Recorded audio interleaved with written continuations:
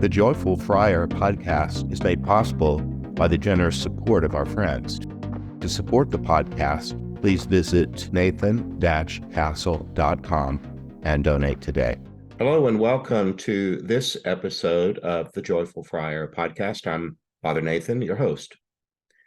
Today I'm doing the stories of Jesus's birth. The Christian churches begin the season of Advent, which means coming. So for 4 weeks before Christmas, we're in this kind of waiting period that kind of parallels the waiting that is involved in pregnancy, waiting for something good to come, even if it comes through pain. It's part of what we do. And in the course of that, we have stories that are heard this time of the year, and of particular interest when we get all the way to Christmas, we hear the stories of how Jesus is actually born. There are two of them. Out of the four Gospels, two of the Gospels begin with Jesus as a young man and don't reference his birth at all. But there are two, Matthew and Luke, that do that. Now, I'm trying to do this podcast for people that have never done Bible study and think of it more in terms of comparative religion. I didn't know very much about Buddhism or Hinduism or Islam until I took a course in comparative religion in college, and then a smattering of reading that I've done along the way. But I do enjoy hearing stories from other people's traditions, and that's kind of the way in which I'm approaching this today. Just so and it doesn't really matter who you are, where you come from, but you just might find some of this interesting, and it'd make you a little better rounded person, more fun at a party. How about that? Well, of the two Gospels that do have a story of Jesus's birth, they don't agree on a lot of the details, and we should talk about that right away. Remember that Jesus, at the time of his birth, was a peasant child of peasant parents. There was nobody going around with a camera or a notepad at the time of Jesus's birth wanting to report on it because it was so notable, because in fact it wasn't. He was just another little kid being born somewhere. The stories of Jesus's birth would have been somewhere around the beginning of the first century, not exactly the year zero because there are different calendar discrepancies, but that's Christians eventually in the West got to set the calendar by what they thought was the most important event in it, like how to keep track of time. Well, let's do it since the birth of the Christ, of Jesus. Remember, we keep track of the years from what we think is the most important thing that's happened in time, and Christians got to make that determination and set the calendar to begin at about the time of Jesus's birth, roughly 2023 years ago. There's discrepancies in the calendars as they move through time, and none of these dates are absolutely precise, but they're rough figures. So Jesus is born somewhere between 5 BC or 7 AD, somewhere in there, however you want to think about it. And he lives what we think might be into his early 30s. So the events of his death and resurrection are happening in the early 30s. The stories that we have that I'll be talking about date from the mid to late 80s. The principal characters whose life stories are inside the story are mostly dying off, and there begins to be some sense that we need to get this down before all the principal characters are not with us. Very much the way that you might have done that in your family with grandma's recipes, or making some of the elders talk into a video or something, so their stories will be with us later. Well, anyway, Matthew does have a story, and that's the one I'm going to focus on today. One of the things that they both have to contend with is that in his public life, Jesus was often known as Jesus of Nazareth. Well, that presumes that he is born in, or at least from, the town of Nazareth. So they both have to end explaining that in the story. But there's also a prophetic tradition in Judaism that the one who will be the Messiah, the anointed one of God, will be born in Bethlehem of Judea. And so both authors are having to figure out, how did this baby born in Bethlehem become Jesus of Nazareth? So there must be some sort of movement. That can't be true. There must be lots of people in this audience who were born somewhere else than where they're now living. There's just nothing uncommon about that. But that's at least a factor.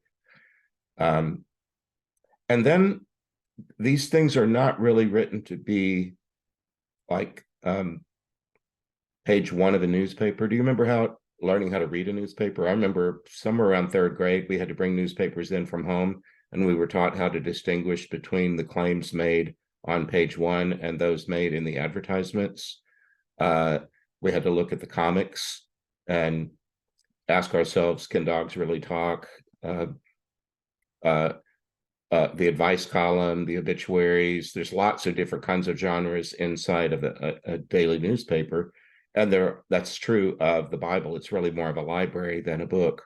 There's lots of different kinds of literature inside it, the way that you would expect to go into a library and find a great variety of kinds of writing within it. With that said, these stories are also to inspire faith and to evoke a sense of belonging to a larger story. So it's not just writing down biographical details, it's helping the reader feel like they belong in this story and that it's a part of them. That's important. Recall, too, that most people in the ancient world didn't know how to read. So if you're the writer, how do you craft a story in writing and have it received by a largely illiterate audience? Let that soak in for a second. How do you put something in writing for a person who can't read?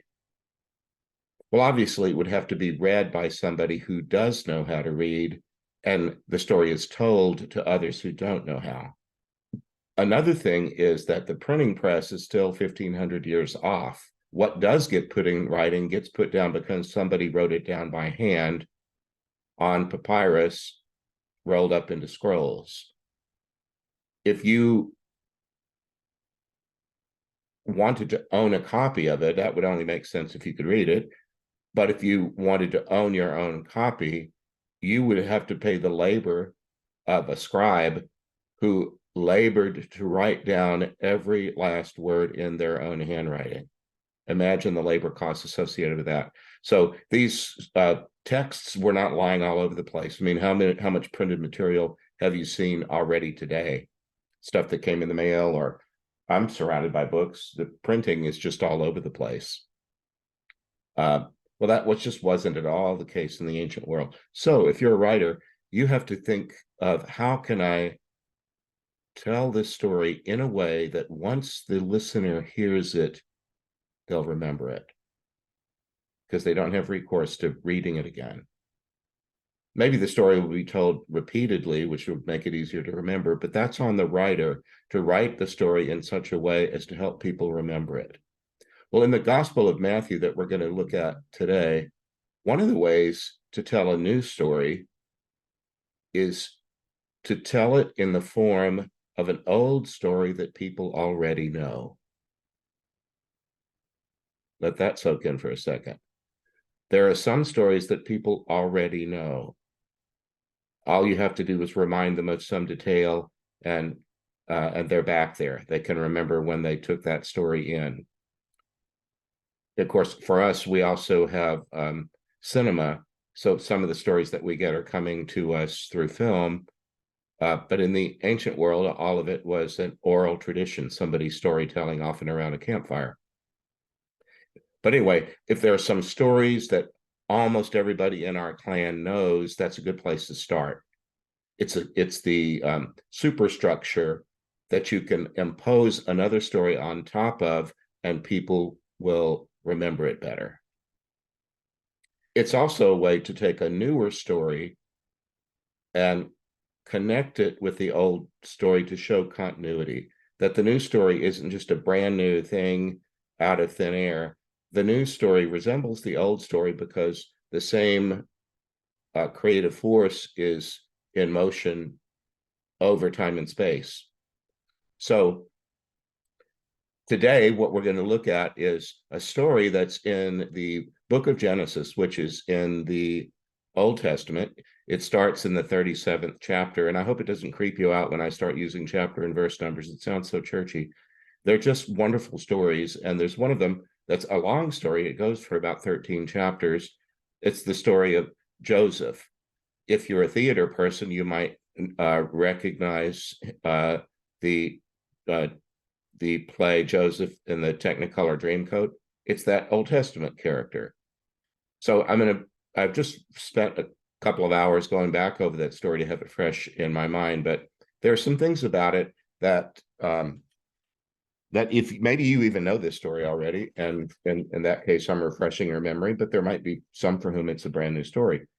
There are several elements in it. There's the central character is named Joseph. He is he's the son of his father Jacob, Israel, and he's the child of his father's old age. He's particularly beloved of his father, even though the father has a dozen sons. Joseph is particularly beloved. Think of this story in Matthew's gospel. It's primarily about Jesus, even though he hasn't been born yet. He's going to, a lot of these details from the Old Testament Joseph story are going to move through Joseph, the father of Jesus, who has dreams. The character in the Old Testament Joseph story has the gift of dreams. God communicates to him through dreams. I particularly like that because that's been a feature of my spiritual life for a long time. But there's this beloved child, and apparently in the story, his father shows him such favoritism as to inspire the anger of his brothers toward him. They're shepherds, and at one point they decide, let's get rid of him, and they plot to kill him. Well, remember, that's going to happen in the life of Jesus much later in the Gospel of Matthew. His own are going to turn on him. His own brothers are going to betray him. They decide to do it out when they're out tending their flocks, and they come upon a cistern, a well. This one happened to be dry, but it was a deep hole in the ground, and they decide, let's just toss him in there. Well, so now you've got this Joseph character in a hole in the ground, left for dead.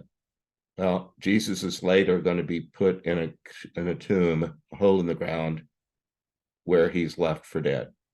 It's that kind of thing. You see where this is going? The Hebrew word for it is midrash, taking an existing story and putting a new story on the same framework to make it more easy to remember.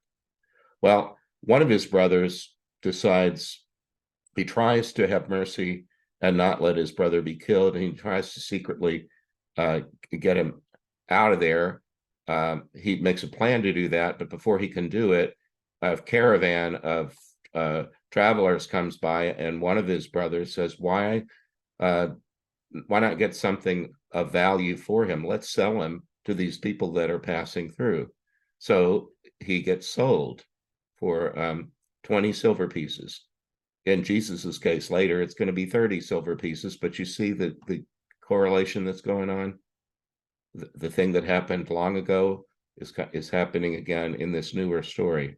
Joseph is taken out of the cistern, out of the hole in the ground, and he's brought off into Egypt as a slave. Egypt is going to have a part in the story of the infant Jesus in Matthew's gospel. They're going to have to run to Egypt to get to safety because King Herod is killing all the children, the newborn boys. He goes into Egypt, finds favor with the chief steward of Pharaoh's household, and ends up employed in the household, fed well and treated as a member of the royal household. Royalty is somehow attached to the person of Jesus, certainly not by direct lineage of Mary and Joseph, but there's a quality of kingship about him that's sort of mirrored in the way that Joseph isn't exactly Pharaoh's child either, but he shows up and is accepted into the royal household. He has a big problem in that Pharaoh's, I think it's his boss's wife makes sexual advances towards him that he keeps rejecting, and eventually it angers her. She has him kind of cornered in her private quarters. He refuses her advances, screams, he runs out and leaves his cloak behind.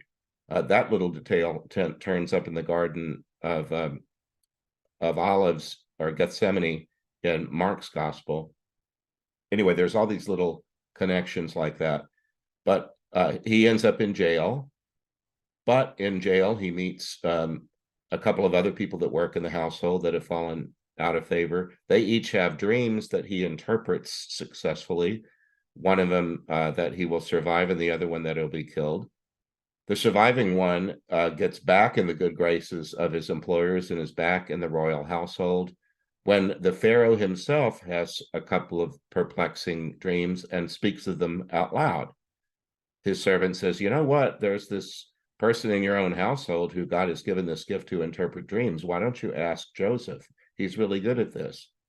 It turns out that the dreams that Pharaoh had, one of them was he was dreaming he was next to the Nile, and out of it came 5 fat cows who are obviously very well fed.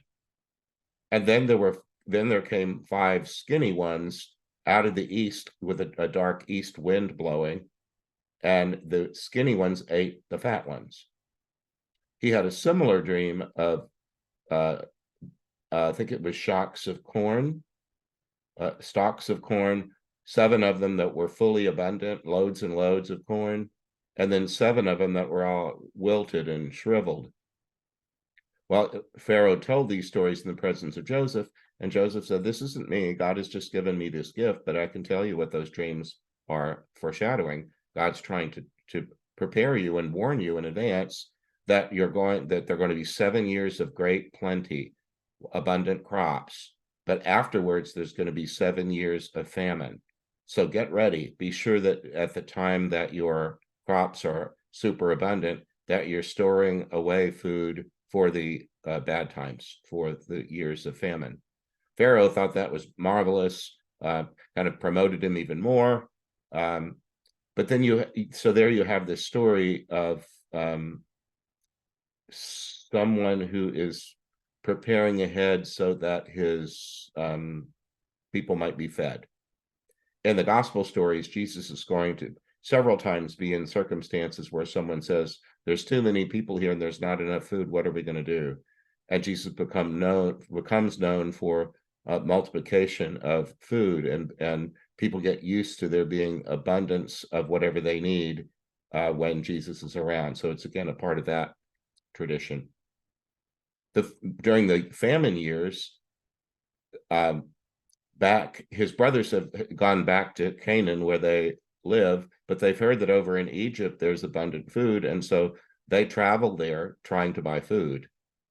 They get to the Pharaoh's household and explain themselves, and they don't recognize their brother Joseph, whom they had given up for dead, and they talk in his presence in their own indigenous language that they presumed he wouldn't understand, but he's listening all the while. And they're lamenting the fact that they had taken the life of their brother, or at least sold him into slavery. There's several chapters of drama going back and forth about that, but the point that's important for Matthew in his gospel is that that out of that place of slavery, remember, for those of you who are Jewish, that's where the Passover story comes from, is coming, God's action moving people out of slavery to freedom. And in Matthew's story, it's going to go in the opposite direction. Jesus is going to have, and his family are going to have to flee to Egypt and then come back out of Egypt to the land. But it's that connection of that geographical movement and abundance, abundant feeding, and God's action being a part of the good times and the bad times.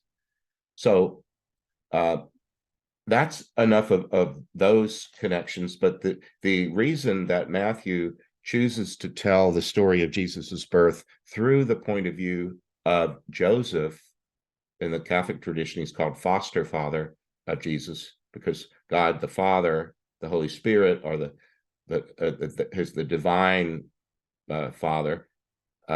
Joseph is the adoptive father, foster father in our tradition. But anyway, you've got all of that going on. Okay, you still with me? I'm going to move now to the text itself of Matthew, and it couldn't be any more boring. Honest to God. It starts with a long genealogy of what are very difficult to pronounce names. It's not the way that any contemporary writer would start a story, but it starts like this: a family record of Jesus Christ, son of David, son of Abraham. Well, he's going all the way back to Abraham, who is, and in our times of increasing division and violence, the Abrahamic faiths are Judaism, Christianity, and Islam. All of them trace their roots back to the common ancestry of Abraham. It's good to try to remember that we have an ancestry that, yes, it does include a lot of fighting and violence of one religious group against another over time, but it also reminds us that we have common parentage. Well, anyway, Abraham was the father of Isaac, Isaac the father of Jacob, Jacob the father of Judah and his brothers. And then it starts into this long list of what are sometimes called begats. So-and-so begat this one. This one was the father of this one. This one was the father of that one. And they're bundled in a kind of rhythmic, like metronomic kind of way. Tick, tick, tick, tick. This one was the father of that one. This one was the father of that one. This is the father of that. And then anytime that the rhythm is broken in this thing, it involves a woman. And most of the time it's a patriarchy, but it's talking of men, and then there'll be women who are thrown into the mix. And they're grouped in 14 generations. There are 3 groups of 14. Here's an interesting thing.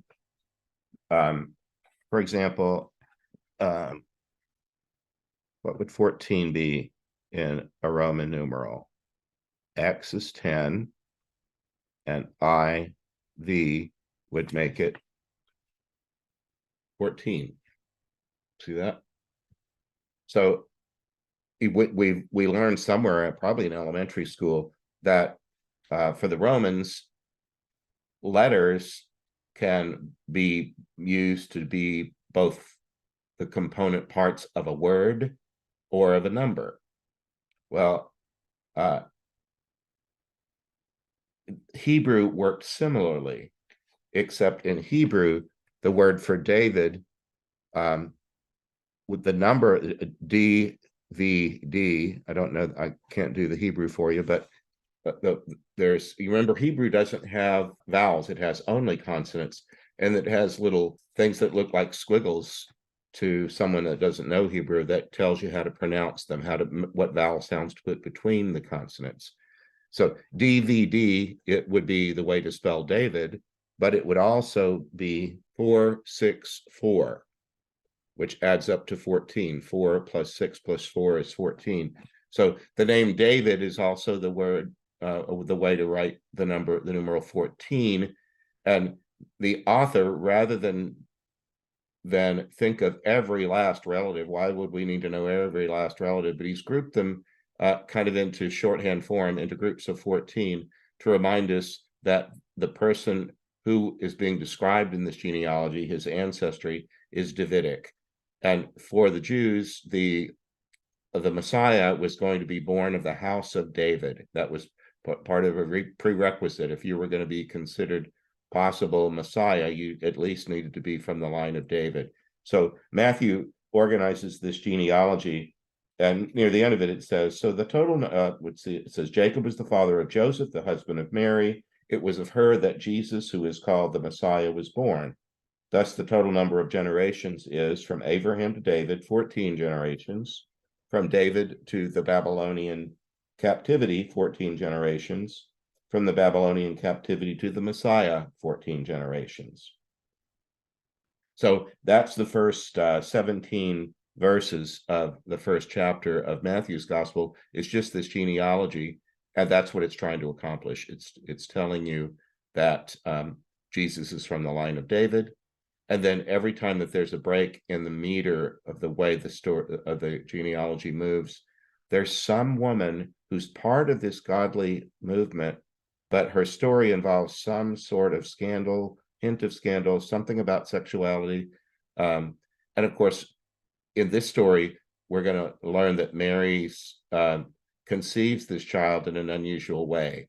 So the author is saying this is not the first time that some unusual thing has been part of God's plan, that someone arrives here in a way that seemed to others to be irregular or scandalous even.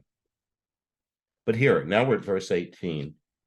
This is how the birth of Jesus Christ came about. When his mother Mary was engaged to Joseph, but before they lived together, she was found with child through the power of the Holy Spirit. Joseph, her husband, an upright man, unwilling to expose her to the law, decided to divorce her quietly.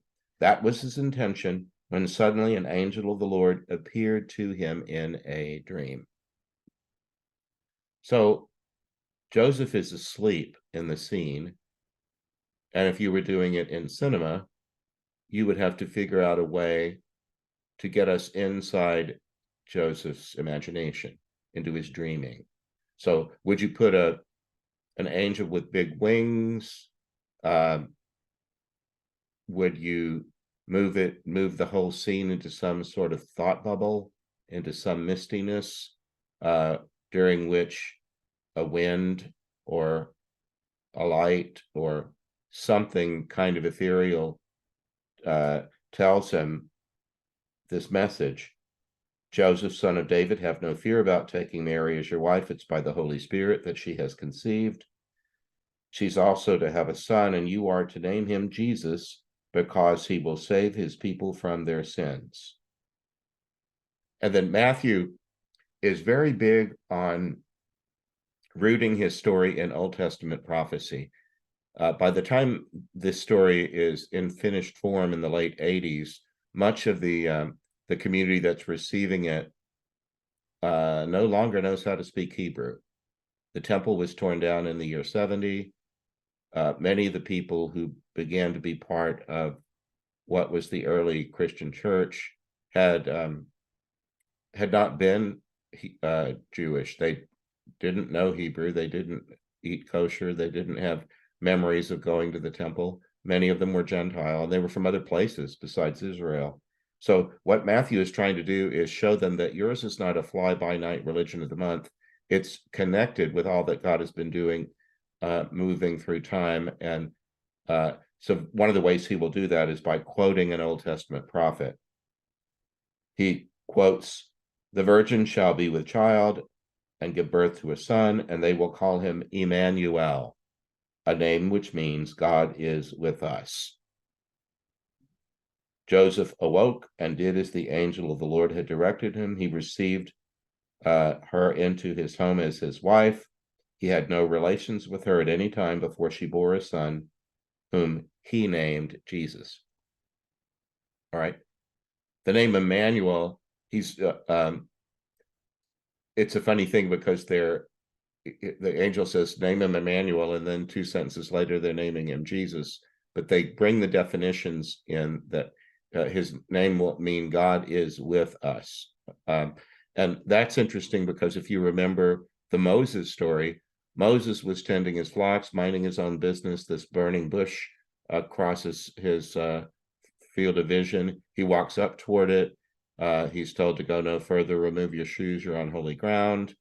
He ends up getting a mission from a voice coming out of this burning bush. I want you to go to Egypt and tell Pharaoh to set my people free. Moses says to him, well, you got to tell me your name. They're going to want to know on whose authority am I doing all this. And he said, tell them, I am. And in fact, it's the infinitive form. That is, it's without time. So it's not only I am who am, I was who was, I am who am, I will be who will be. Am, beingness, I am. Well, this baby is going to be called Emmanuel, which means I am with you. All right, that's important. It's going to show up all the way at the end of Matthew's gospel, where Jesus is already going to be risen from the dead.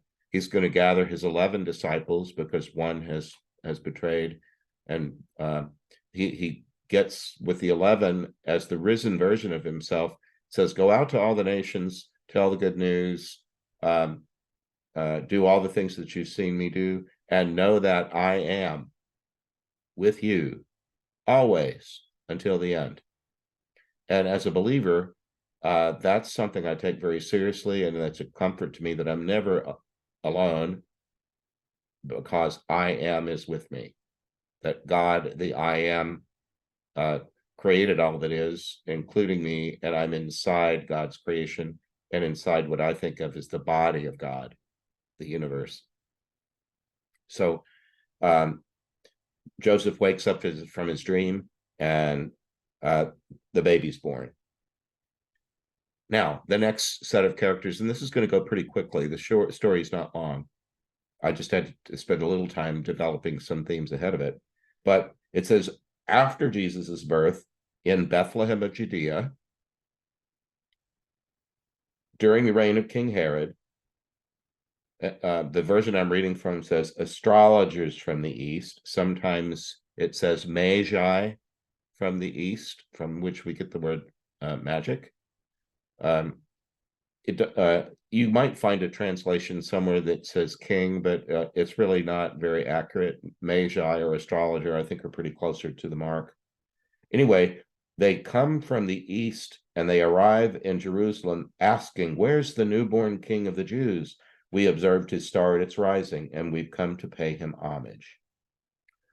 Well, if you're setting up your crib set, or if you're not a Christian, but you've driven through a neighborhood where Christians live in the weeks running up to Christmas, you might see lit figures on the lawn of something that looks like a barn with hay, cattle, sheep, shepherds, angels, and then maybe they're there at the beginning, 3 kings on camels bringing gifts. Sometimes they don't show up until later in the story for people that want to add that dramatic piece a little later. When I was growing up, when we set up our nativity set in early December, it might be under the tree, but the wise men were on the piano, or they were all the way across the room. And when we were children, we would make them move a little closer to the creche until they got there at Christmas. Well, anyway, in this story, there are no shepherds. There are no large crowds of angels. There's just an angel that comes to talk to Joseph in a dream. And there's no barn. There's no farm animals, because he's born in a house. In Matthew's version of the story, they appear to live in Bethlehem and have a house like other people do. And Jesus is born in a house. The reason that they have to flee Bethlehem comes in this second chapter. These guys show up from the east inquiring about him, and they go to King Herod, like royalty to royalty, and they ask where he's going to be, where his successor is going to be. And Herod asks his own courtiers. He said, these guys want to know from me where the newborn king is going to be born. What do your scriptures say? And they said, Here's what the prophet has written. And you, Bethlehem, land of Judah, are by no means least among the princes of Judah, since from you shall arise a ruler who is to shepherd my people Israel. So if there are any of you that live in places or are from places that most people have never heard of, take heart. Jesus was born in just such a place. Bethlehem was a place hardly anybody had ever heard of until Jesus made it famous by being born there.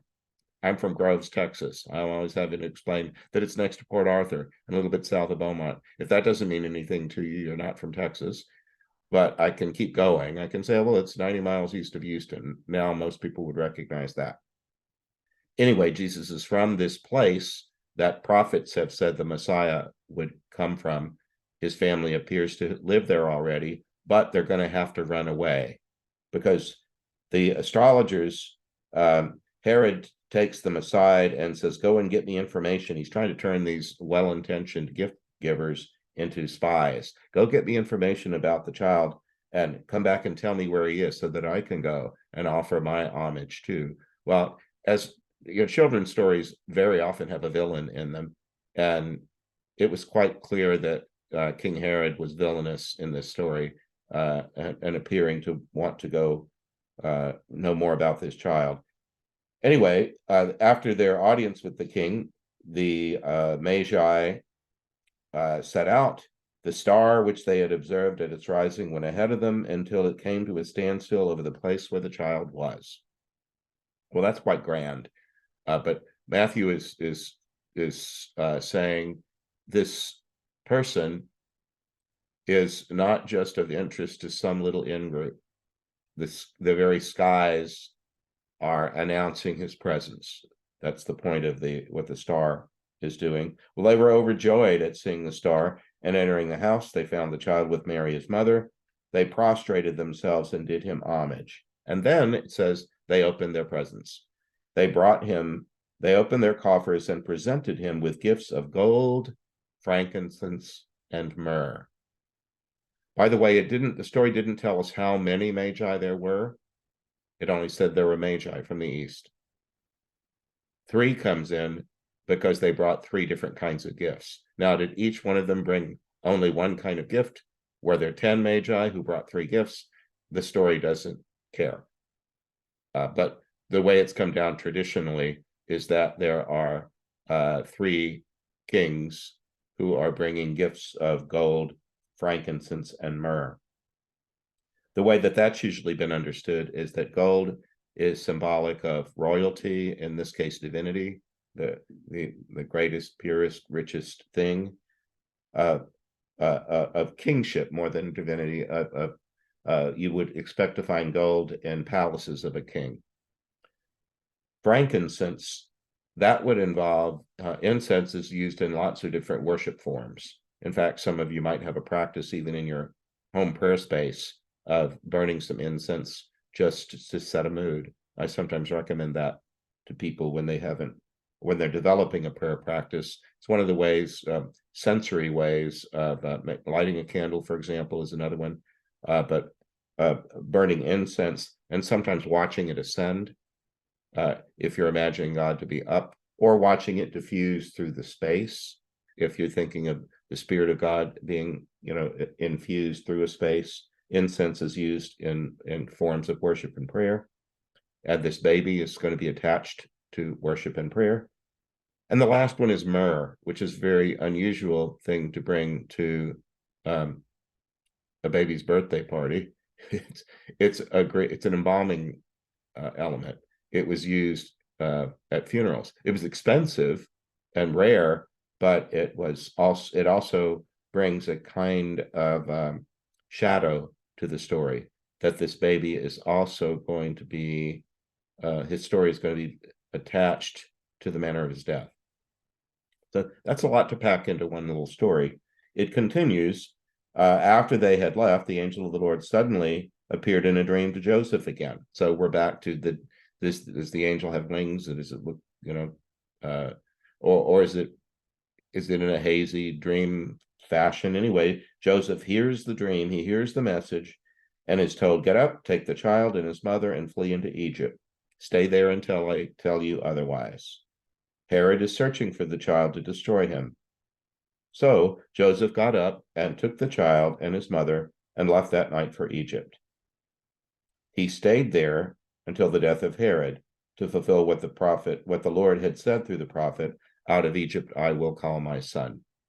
I think I've read somewhere that was according to we have good information in the ancient world about the reigns of different important people because they had paid historians that wrote this stuff down. It might have been that Jesus, Mary, and Joseph stayed in Egypt for about 4 years before it was safe to come back. Once Herod realized that he'd been deceived by the astrologers, he was furious. He ordered the massacre of all the boys 2 years and under in Bethlehem and its environs, making his calculations on the basis of what he had learned through the astrologers. Then what was said through the prophet Jeremiah was fulfilled. A cry was heard at Ramah, sobbing and loud lamentation, Rachel bewailing her children, no comfort for her, since they are no more. In our calendar, there's a feast called the Holy Innocents that's celebrated on December the 28th, only a few days after Christmas. After Herod's death, the angel of the Lord appears again to Joseph in Egypt, and this time says, "Get up, take the child and his mother, set out for the land of Israel. Those who had designs on the life of the child are dead." So Joseph got up, took the child and his mother, and returned to the land of Israel. He heard, however, that Archelaus had succeeded his father Herod as king of Judea, and was afraid to go back there. Instead, Joseph went further north to the land of Galilee. There he settled into a town named Nazareth. In this way, what was said through the prophets was fulfilled. He will be called a Nazarene. So that's how Matthew solves that problem. So again, if you're setting up your crib set, you don't need a lot. You don't need anything that looks like a barn. You don't need any farm animals because they live in a house. What you need is Mary, Joseph, and the baby, and maybe some angel form. Maybe it is an angel that whispers in your ear. Maybe he looks like this. Those would be the only figurines that you would need. All those shepherds and sheep and cattle and all of that, that's for the next story. What you would need is the Magi, or if we want to call them three kings, go ahead. They would need to be there because they show up in the story. And in fact, for most of chapter 2, they carry the plot. So Mary, Joseph, Jesus, Magi, you're good to go. So I'm grateful if you stayed with me. This might not be of interest to a lot of people in my audience because people tune into the Joyful Friar for different reasons. And this one doesn't have particularly to do with afterlife stories that I tell a lot of the time. But I do think it's good for us to be literate in each other's religious traditions to a point. And whether you're a Christian who celebrates Christmas, or maybe you celebrate Christmas without practicing a particular spiritual Christian faith, I thought you might want to know this stuff. So that's why I'm sharing it with you. But for now, I'm Father Nathan Castle. This has been the Joyful Friar Podcast. Thanks for being with me. God bless you. I hope you enjoyed this episode of the Joyful Friar. Please like, follow, and subscribe. You can visit me at nathan-castle.com. Send me a message by clicking the contact button. God bless.